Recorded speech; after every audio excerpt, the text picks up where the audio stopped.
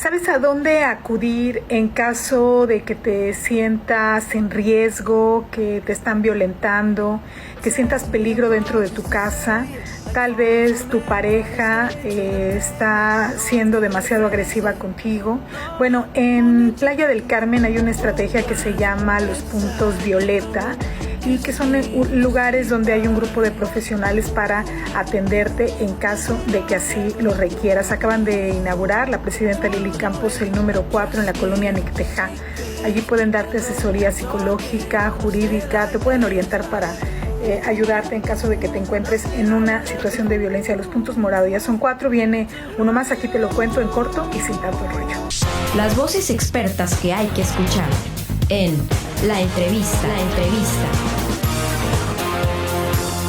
Ya estamos aquí en la entrevista con la ingeniera en sistemas y activista feminista Sandra Muñoz. ¿Cómo estás, Sandra? Muy bien, muchas gracias por la invitación. Gracias a ti, Sandra. La ingeniera en sistemas nos va a platicar sobre seguridad digital, educación en seguridad digital para niñas, niños y adolescentes. Ella es cofundadora de CyberCats y especialista en este tema que me parece fundamental que todas, todos y todes entendamos. Estimada Sandra, platícanos primero cuáles son los principales peligros a los que se enfrentan niñas, niños y adolescentes con respecto a este tema. Sí, por supuesto. Uno de los riesgos que observamos en cuestión de niños, niñas y adolescentes es la exposición temprana a contenidos inadecuados. Por ejemplo, páginas que hablan de drogas, de armas, de violencia, de juegos que no son aptos para sus edades. Entonces, este es un gran riesgo que tienen. Otros riesgos, y lamentablemente, son acerca del contacto que tienen con personas, muchas veces mayores de edad, que pueden llevar a cabo acciones como generar contenidos sexuales. Esto es abuso sexual en línea. Y bueno, es parte de la explotación sexual infantil, que también se puede dar en internet. Y bueno, pues esto en el Código Penal se traduce a la pornografía infantil, a la posesión y a la distribución de estos contenidos, aunque se debate mucho el uso de estos términos de pornografía infantil. Más bien se está hablando de explotación sexual infantil. La pornografía es una industria y no tiene nada que ver con pues esta explotación contra menores, es más bien a través de los ojos de personas ya con perfiles criminales que lo vuelven como una cuestión pornográfica de entusiasmo por este tipo de contenidos. Lamentablemente México es el principal productor de estos contenidos y el 70% de estos contenidos vienen de niñas. Entonces este es un gran riesgo. Además de todo lo que puede derivar después de contactar a una persona en línea y posteriormente encontrarla en el mundo físico, puede llevar a secuestro, a trata de personas, incluso feminicidio infantil y abuso sexual en el mundo físico también. ¿Y cómo podemos las y los adultos identificar los principales peligros? Es decir, que las niñas, niños y adolescentes están expuestos, muchísimos ya tienen acceso total a través de internet, a todo el internet, bien complicado porque así como los pedófilos y todos estos delincuentes han avanzado en ir transgrediendo los filtros, no creo que las y los cuidadores de las niñas, niños y adolescentes estemos avanzando en igual medida en identificar, en cómo los vigilamos. Ayúdanos cómo identificar y después cómo podríamos modificar también esto. Exactamente. En un estudio de la organización Thorn de Ashton Kutcher y Demi Moore, dos artistas que también están preocupados por este tema y generaron una organización en Estados Unidos para atender y comprender mejor estas dinámicas, pues generaron un informe donde habla que cuidadores, madres y padres de familia minimizan 10 veces la exposición que tienen sus hijos o sus hijas o a quien cuidan en internet.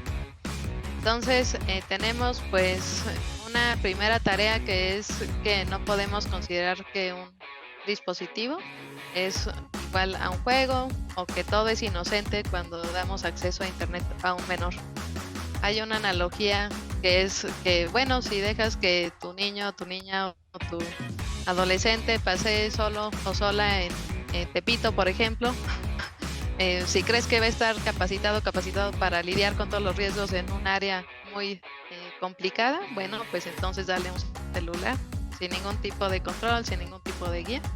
Y bueno, pues vamos a ver si es esa confianza la que se puede brindar, ¿verdad? Hasta que alguien tenga esas habilidades para lidiar con un mundo así tan violento y complejo en el mundo físico, bueno, entonces ahí está el celular sin ningún cuidado, ¿verdad? Es una analogía que han hecho acerca de todos los riesgos que hay en Internet también. Entonces necesitamos darle la importancia a toda esta serie de riesgos como el primer paso.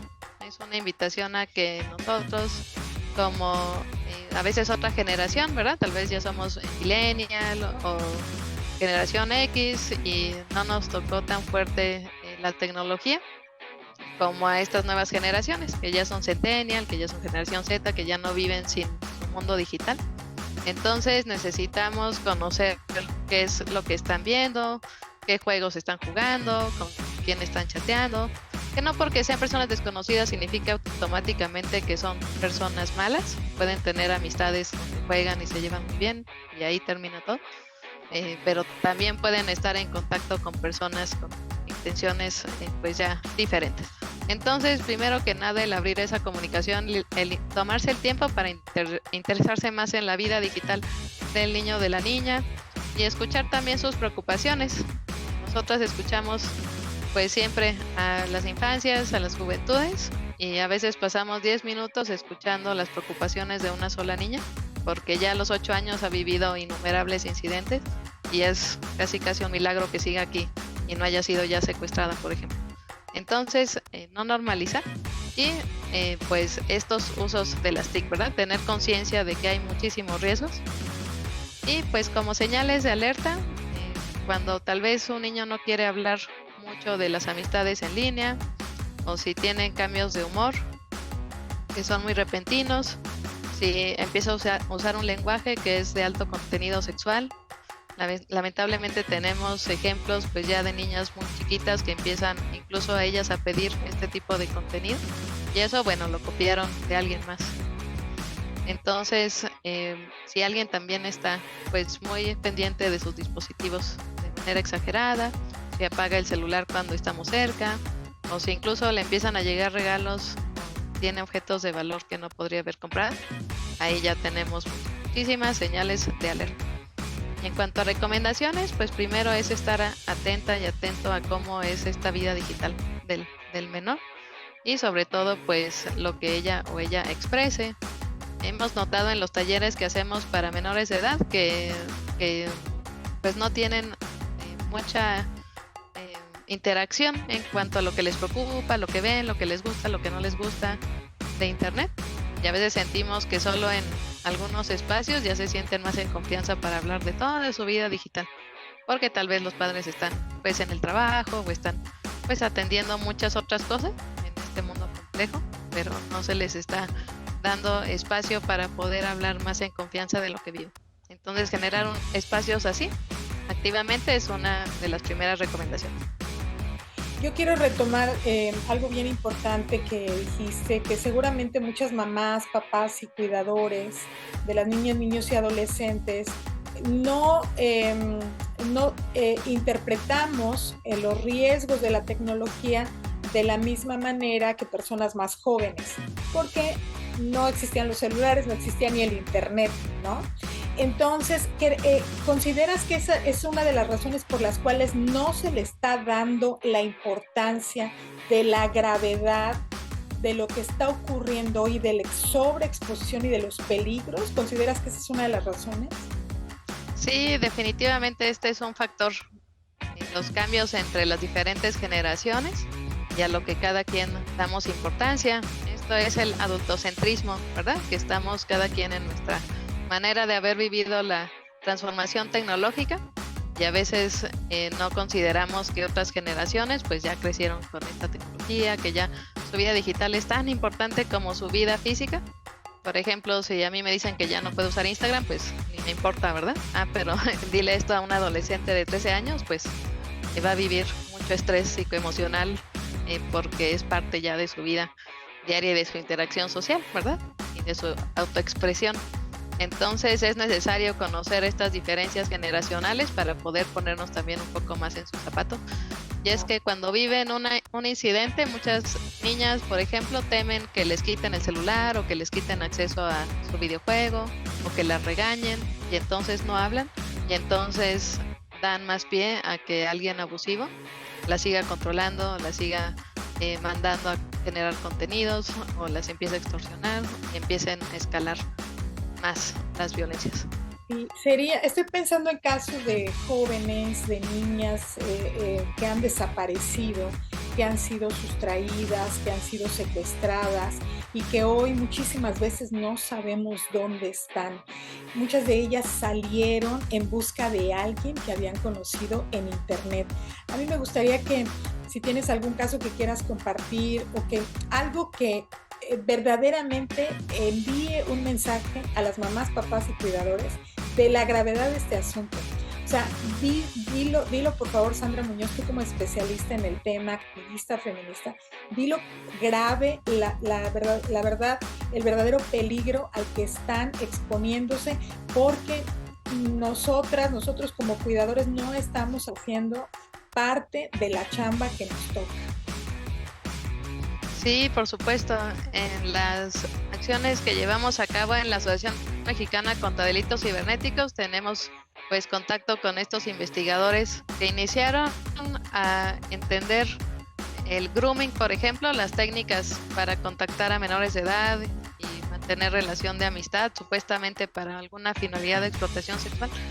Ellos empezaron a conocer estas técnicas a través ya de la investigación de cuerpos de menores, ¿verdad? De ya casos de secuestro o casos ya de desaparición o casos ya donde tenían que ir a básicamente levantar el cuerpo de la niña o del niño. Entonces eso fue lo que empezó a hacer que ellos entendieran o empezaran a ver qué es lo que había pasado antes de llegar a esa conclusión tan difícil y tan trágica. Y empezaron a ver que muchas veces sí había habido contactos por Facebook o por otros chats antes de que llegara Facebook, y empezaron a ver cómo pues estos escenarios en línea derivan en abusos también en el mundo físico. Recientemente hubo un caso donde a una niña le dijeron que su mamá había tenido un accidente y que tenía que ir a tal lugar, y bueno, pues ya no regresó, ¿verdad? Está en el Estado de México.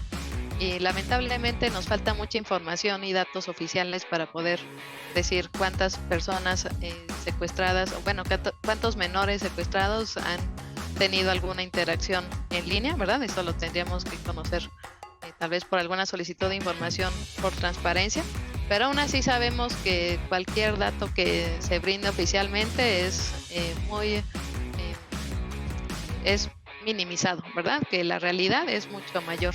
¿Por qué? Por todos los datos que tenemos de desaparición de personas, porque quienes investigan este tema de desaparición y búsqueda, pues saben que estamos básicamente en una fosa aquí en México, y eso también incluye a menores de edad. Y también incluye que estamos en una crisis psicológica orientada a las personalidades clúster B, que son sociópatas, psicópatas y narcisistas, que están tanto cerca de nosotros, tanto en línea. Una persona va a conocer a 60 de estos perfiles toda su vida y puede conocerla también en internet. De hecho, ahí es donde también florecen, ¿verdad? Por el anonimato, porque es más fácil ponerse un icono que su propio rostro, lidiar con el pues físico. Es tan fácil ponerse cualquier nombre, cualquier apodo que indique que esa persona tiene 12 años y no 50, y empezar a chatear con cualquier niño en Roblox, en Free Fire, en Minecraft, en todos los juegos que hay ahorita populares. Entonces esa facilidad y ese momento tan difícil en cuestión de patología, pues también brinda un ambiente muy difícil para menores de edad. Si a eso le sumamos la pandemia, la alta exposición tanto de menores como de estos perfiles de internet y toda la evolución que han tenido estas bandas delictivas, porque a veces no es solo una persona, sino que ya son bandas delictivas, crimen organizado. Toda esa evolución que tuvieron estos 2 años en cuanto a sus formas de operar, que se llama crimen como servicio, que ya son como empresas, ¿verdad? bueno, pues son panoramas bien, bien negros para las infancias y las juventudes. Y si no tomamos ese rol de protección, si no tomamos pues mucho más en serio todos esos riesgos, necesitamos pues tener como que una visión pues mucho más panorámica, ¿verdad? Si no tomamos en cuenta todo esto, sí es mucho más probable que se viva algún incidente, algún abuso que aunque solo entre comillas se quedara en línea, puede ser muy dañino para la víctima y para la familia, o incluso puede pasar a este mundo físico también. Así es, no minimizar que si está ocurriendo en el mundo digital no es grave, al contrario, es gravísimo la exposición de las niñas, de las infancias, de las juventudes. Muchísimas gracias a Sandra Muñoz por compartirnos su conocimiento, por darnos también estas banderas rojas que hay que tomar en cuenta y por plantear un panorama que, insisto, está siendo minimizado, en muchos casos invisibilizado, y creo que estamos faltando a nuestra responsabilidad. Yo digo primero como mamás, papás, cuidadores, pero también el gobierno y el Estado tiene un gran pendiente que hacer a este respecto. Estimada Sandra, ¿dónde podemos seguirte, conocer más de estos temas en tus redes sociales? Dinos, por favor.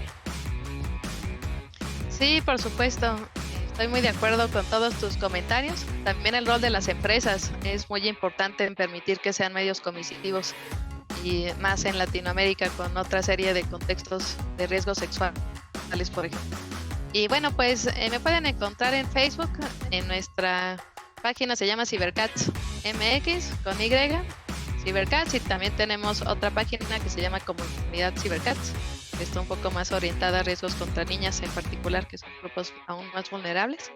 Y ahí nos pueden escribir, nos pueden seguir, vamos a estar compartiendo algunos consejos, noticias e invitaciones a nuestros talleres, porque como soy activista, pues rechazo la pasividad, ¿verdad? Entonces pensamos que cada sábado puede ser un sábado de talleres para que niños y niñas identifiquen riesgos en el momento temprano, ¿verdad? De alguna interacción. Estamos enfocándonos en riesgos por contacto y tenemos talleres que podemos ofrecer y están pues muy completos porque nos enfocamos en que se identifique hasta la señal más mínima, ¿verdad? Como un perfil falso, como que en un mensaje alguien más esté borrando los mismos mensajes que envía porque sabe que está haciendo algo malo, que sigan su intuición, que sepan contactar a otras personas fuera de del ambiente que estas personas quieren pues controlar. Entonces damos muchas recomendaciones basadas en años de investigación y de orientación a víctimas y bueno, pues ahí con gusto pueden contactarnos. Excelente, Sandra Muñoz, ingeniera en sistemas computacionales, activista feminista y cofundadora de Cybercats, Educación en Seguridad Digital para niñas, niños y adolescentes. Compártenos las fechas, los talleres para también compartirlos aquí. Muchísimas gracias, Sandra. ¿Algo más que quieras compartir? Muchas gracias, pues las fechas son los sábados de 11 a 1. Queremos que todos los sábados de 11 a 1 haya talleres, tanto para niñas como mixtos, para adolescentes. Estamos apenas en esta startup, pero ya estamos iniciando con estas ofertas. Es parte de la campaña de la infancia mexicana cibersegura y otra que es la de la niña mexicana cibersegura. Porque quienes las maltratan no solamente son hombres en México, también son hombres en Estados Unidos, en Alemania, en Australia, en Japón, desde cualquier país. Entonces, bueno, pues tenemos que ir cambiando esta historia. Y pues muchas gracias por su atención. Muchas gracias a ti y estamos en contacto. Hasta la próxima, Sandra. Hasta la próxima. Muchas gracias.